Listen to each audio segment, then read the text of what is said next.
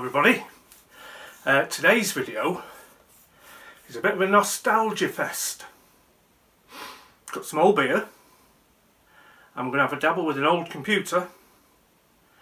And we're going to have a look at one of the older knives in my collection.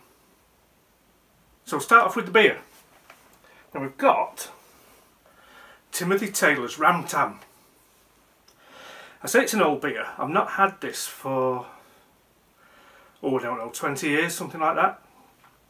I used to be the cellarman at a real ale pub, and Ram Tam was one of the beers that we used to sell. All of the beers that we had that didn't belong to the then brewery owners, Whitbread as was, they were rubbish, because they were all beers that they basically bought up the name and brewed the beer somewhere completely different.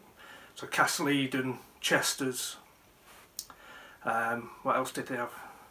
Bentley's Yorkshire Bitter, made a mess of all of them. So the beers that were non-Whitbread were the ones that sold. And this was my favourite for a long time. Preferably straight out of the barrel into a jug.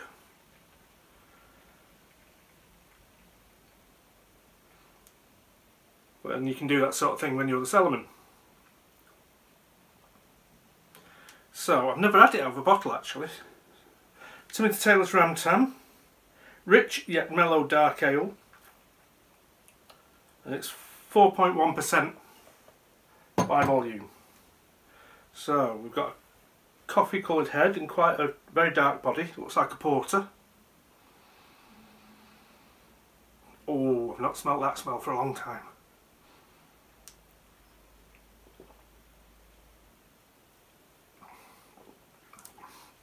Oh, that's nice. Oh yes. And this was a gift. My good friend Phil, he was in Haworth a few weeks ago, and he brought 3 different Timothy Taylor's beers back for me. A bottle of Landlord, the Ram Tam, and Bolt Maker, I think, which I've never had before. So we'll try that on another video. But this is a definite blast from the past.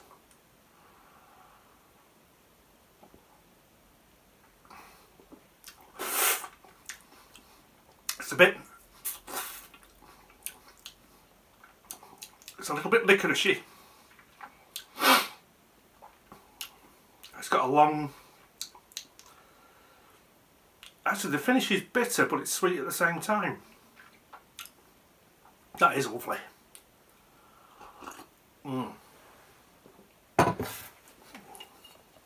Taylor's Ram Tam, highly recommended.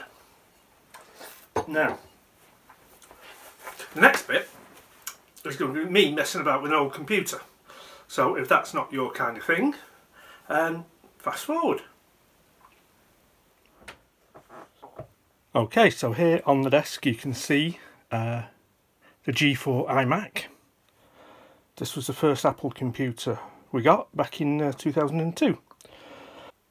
A few months ago I noticed that the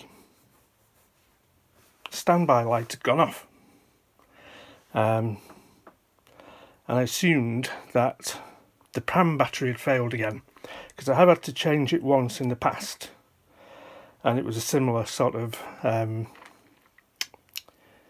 8 years or so that the first one lasted, and then presumably the second one failed, so I changed the pram battery, but no good, it won't wake up.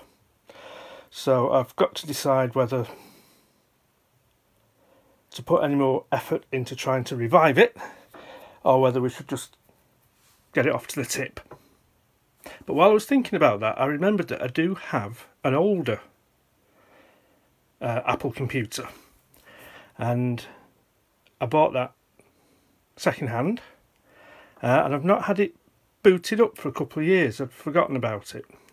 So that's what we're going to do now. We're going to change the camera arrangement, and then we're going to see if we can get this old computer going.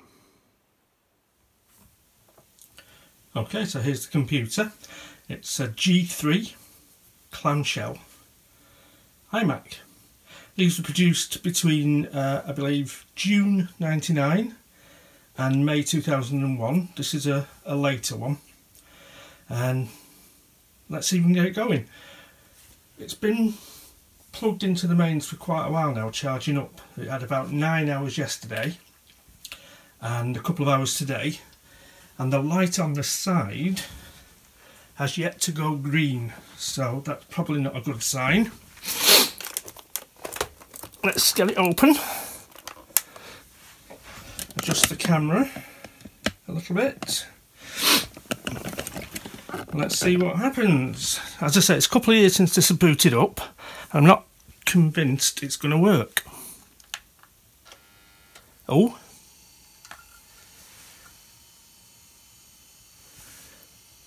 Something happened. There we go. There's the boot chime.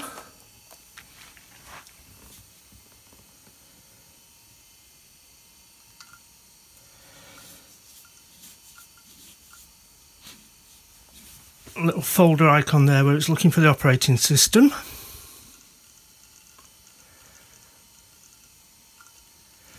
Hey! Now, Mac OS 9.2.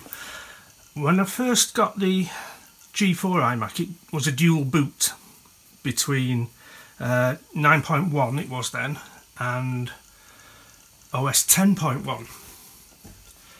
And really 10.1 wasn't fit to be released as a finished operating system. I don't think it was until 10.2.9 where it was rock solid, and then they moved on to 10.3. So I can't honestly remember a great deal about using OS 9. Let's see if we can get in a bit closer. Network time error. Your Macintosh's clock is set to a year before 1973. Oh, that's strange. So adjust the camera again.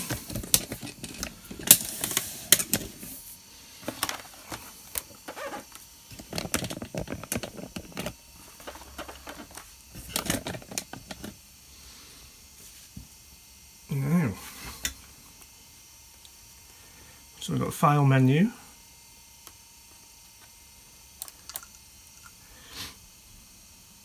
The buttons work.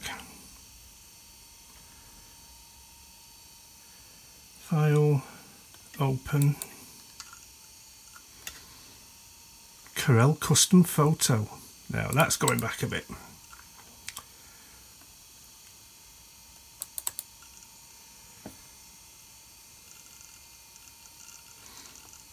Let's see if we can dismiss that. So, there we go. So, image processing OS 9 style.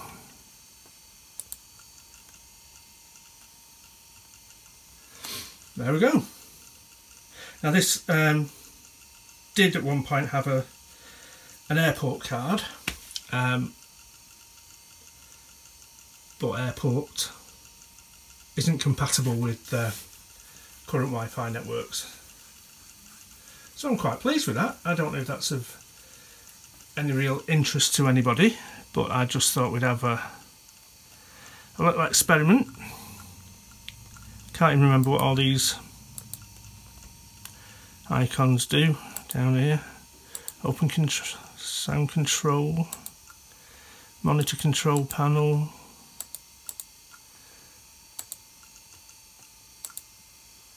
file sharing.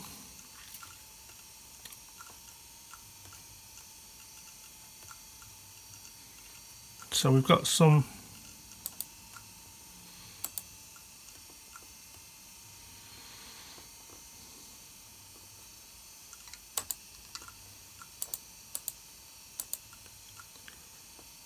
see if there's anything else on here actually.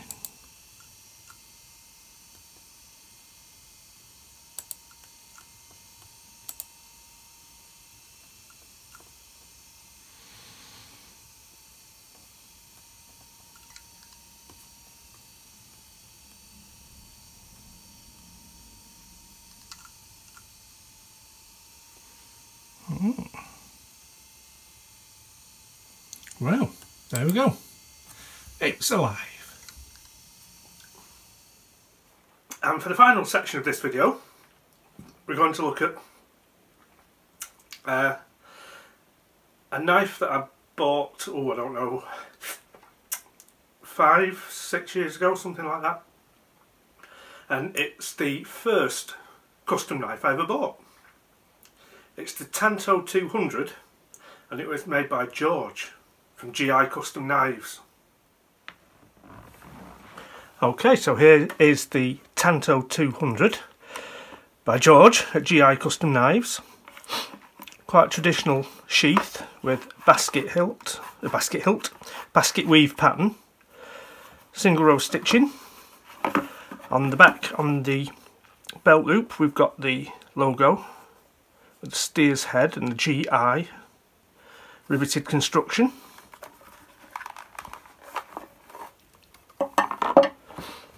And here's the knife. So we've got a blade of 4.5 inches tip to handle, and the handle adds another 4.25. It's 3/16 thick 01 tool steel, swedged at the front there, and the logo on the ricasso. Steel pins and desert ironwood burl handle scales. This is quite a chunky knife. Let's get the scales out.